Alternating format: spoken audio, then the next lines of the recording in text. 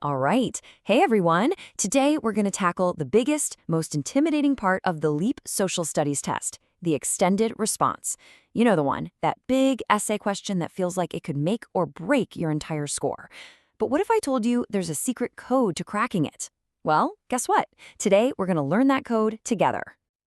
So first up, let's just talk about the challenge itself. It's that moment every single student knows. That moment you flip the page and come face to face with what feels like the final boss of the test.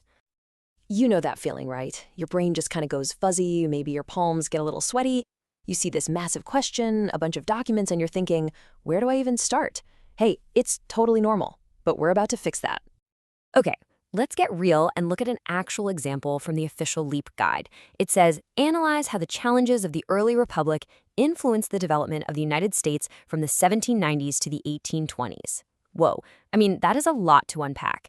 It's asking you to think about decades of history, connect all these different causes and effects, and build a whole argument from scratch. And right after that huge prompt, you get this, the giant, blank, totally empty answer box just staring back at you from the screen, waiting for your brilliant essay. The pressure is on. It can feel like you have to create this absolute masterpiece out of thin air, but you really don't. Because here's the secret. There's a tool that the test makers actually give you. Now, most people just see it as a bunch of boring rules, but I want you to see it for what it really is. It's a secret guide to getting a perfect score. It's called the rubric, and it is literally the exact checklist that the person grading your test is going to use. It tells you exactly what they are looking for, point by point.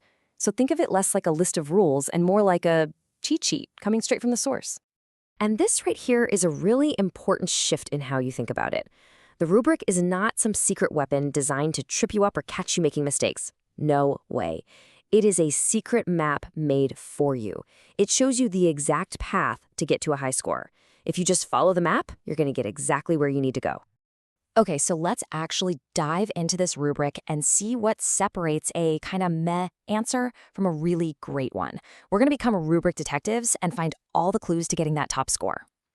Now, I want you to zoom in on this because this is where the magic really happens. What we're looking at is the difference between a top score, a 4, and a middle-of-the-road score, a 2. Now look closely. They both ask for a clear claim. Check. They both ask for you to use evidence. Got it. But here is the crucial, game-changing part.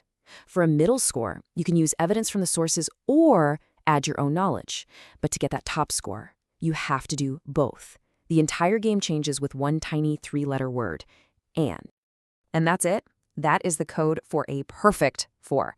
It's not about writing a longer essay. It's about making sure you hit 3 specific targets. 1, a clear claim. 2, evidence from the sources. And 3, your own outside knowledge. You hit all 3 of those, you're absolutely golden. So now that we've totally decoded the rubric, we can turn it into a really simple but powerful 3-step formula. This is your game plan. This is how you're going to tackle any extended response question they can possibly throw at you.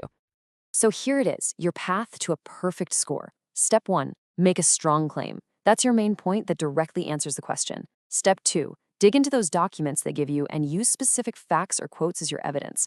And step 3, this is the one that gets you that top score. Add that extra layer of your own knowledge. Connect it to something you learned in class, a person, another event, a big idea to show them you really get the full picture. And check this out. The test isn't even trying to hide this from you. The instructions for the extended response, as you can see right here, literally say to support your claim with evidence from the sources. They are telling you exactly what to do. You got to think of it like an open book test where the book is just right there on the screen for you. So let's bring this all together. That giant blank box, it's not a scary, empty void anymore. Not at all. It's an opportunity. It is your stage to show the graders everything you've learned. You have the knowledge, and now you have the map. So let's recap your mission one last time. Remember, the extended response, the ER, is your chance to shine. The rubric is not a mystery. It's your map. And your path to that top score is that simple 3-step formula. Make a claim, use the source evidence, and then add your own knowledge. That's it. That is the whole game. You guys now have the keys to unlock a top score.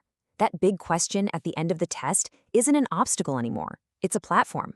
So when you see it, just take a deep breath, remember the formula, and go show them what you know.